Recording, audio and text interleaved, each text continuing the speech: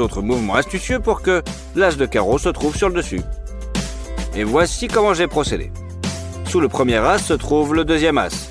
Alors je pousse l'as du haut vers le bas et celui du bas vers le haut. Et quand tout est à plat, je pousse le deuxième as sur le dessus du paquet. Regardez ce roi, je le couvre un peu avec ma main et je l'abaisse doucement dans le verre. Rien d'extraordinaire jusqu'à présent, mais maintenant nous allons enchanter le verre. En répétant notre tour, le roi s'enfonce progressivement dans le verre. Regardez. Mais c'est une carte différente.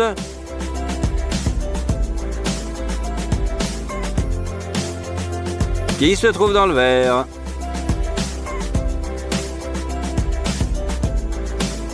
Bien que le sommet soit toujours celui du roi. Alors, comment cela est-il possible? Je vous explique. C'est simple comme bonjour. Nous allons agrafer les deux cartes ensemble avec du scotch double face.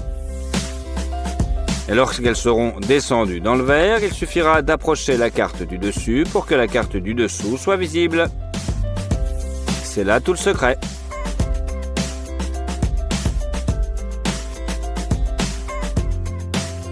Pas bête, non?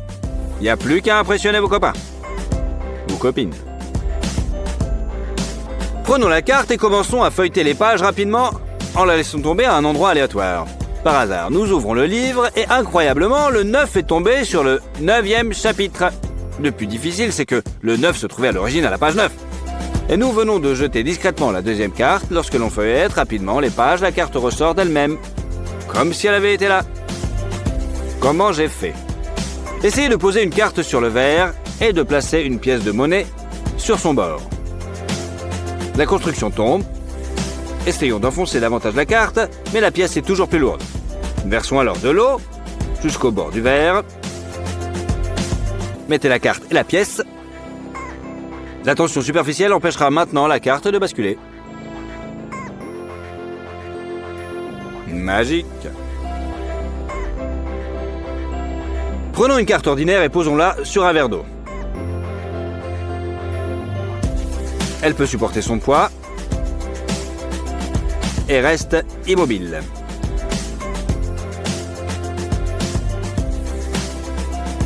Comme vous pouvez le voir, il n'y a ni ficelle ni support. Juste une carte ordinaire.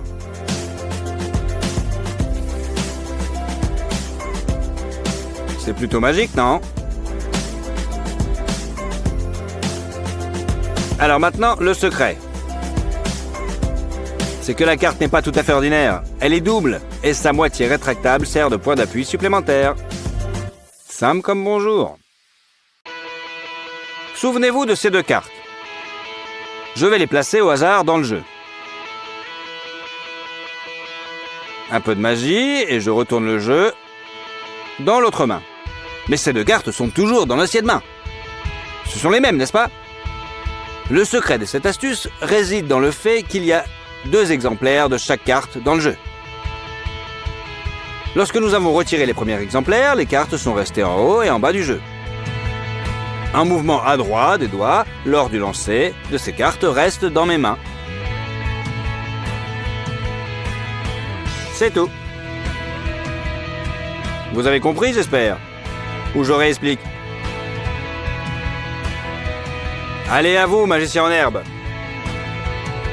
Prenons un paquet de cartes tout neuf. Tout juste sorti de sa boîte. Maintenant, on prend le 10 de cœur.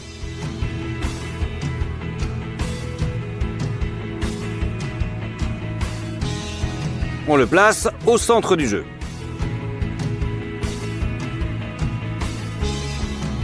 Maintenant, remettez les cartes dans la boîte. Et c'est là que... Maintenant, la magie commence. Je vais sortir un indice de la boîte avec mon esprit. Regardez. Abracadabra, abracadabra. Le voilà. N'est-ce pas astucieux, non? Pour ce tour, nous devons découper une fenêtre comme celle-ci dans quelques cartes. Je vous montre.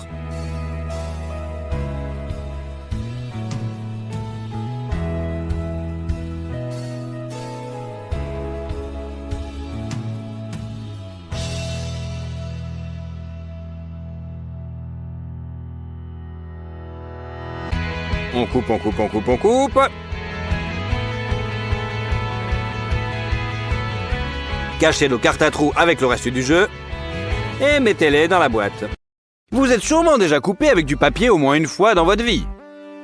Aujourd'hui, nous allons fabriquer une véritable scie en papier et voir ce qu'elle peut couper.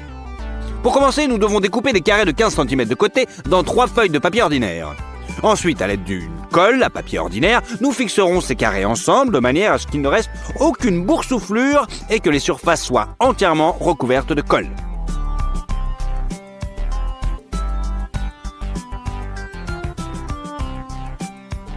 Voilà. Et bien sûr, nous les presserons fermement à l'aide d'une presse improvisée. Nous avons maintenant besoin d'un compas sur lequel nous vous avons préalablement fixé une lame tranchante. Le rayon du futur cercle sera de 6,3 cm. Placez l'aiguille exactement au centre du carré. Une fois que c'est fait, commencez à déplacer le compas. Le papier se coupe facilement et nous obtenons un cercle parfaitement lisse. Mais ce n'est pas tout. À l'aide du disque et de la meuleuse, nous marquons un trou au centre. Puis, toujours à l'aide d'un compas, nous découpons un petit cercle et c'est ainsi que nous procédons. Notre disque de papier est prêt et il ne reste plus qu'à le placer sur la meuleuse et le fixer afin d'éviter les situations traumatisantes. Mettez la meule en marche. Attention. Super! Notre scie en papier fonctionne et est prête à être testée.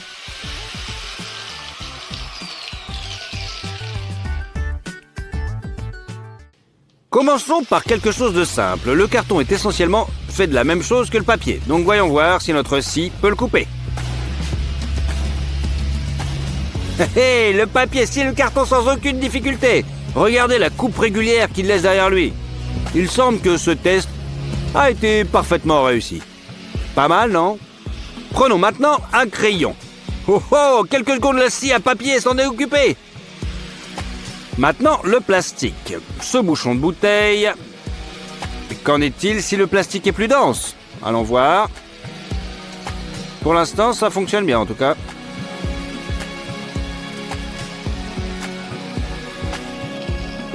Pas mal.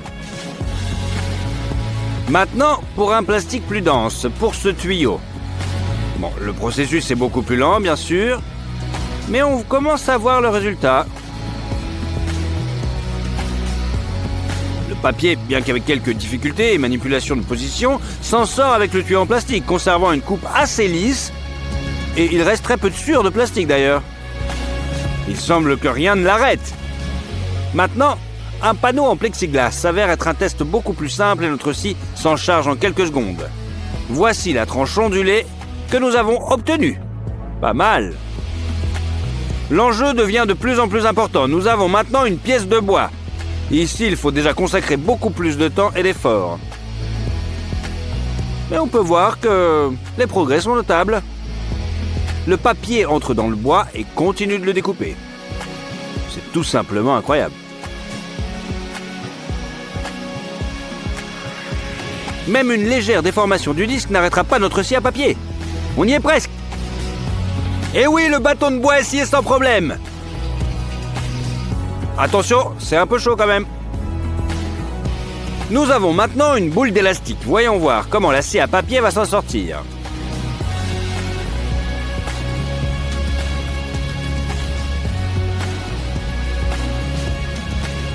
Presque immédiatement, les élastiques commencent à éclater sous la pression. Il semble que ce test sera également simple et nous coupons cette boule sans aucun problème. Ah, l'inertie des élastiques a éloigné la balle de notre scie.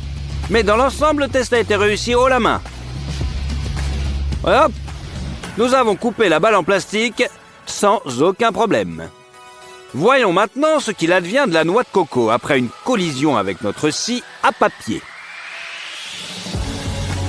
Scier une noix de coco n'est pas une tâche facile pour une scie conventionnelle. Il est important de se déplacer en douceur, surtout le rayon de la noix de coco, afin de ne pas faire un trou par lequel notre jus de coco se déverserait. Nous continuons à nous déplacer doucement le long du périmètre de la noix de coco et il semble être très difficile pour la scie quand même. Le disque commence à trembler lorsque nous sommes sur le point de terminer, mais nous continuons à relier les extrémités de la coupe l'une à l'autre. On pose la scie et on ouvre facilement la noix de coco à l'aide d'un couteau. Eh oui, nous avons réussi. Même la noix de coco n'a pas résisté à notre scie en papier. Ah, franchement, c'est incroyable. Mais bien que la coupe n'ait pas été la plus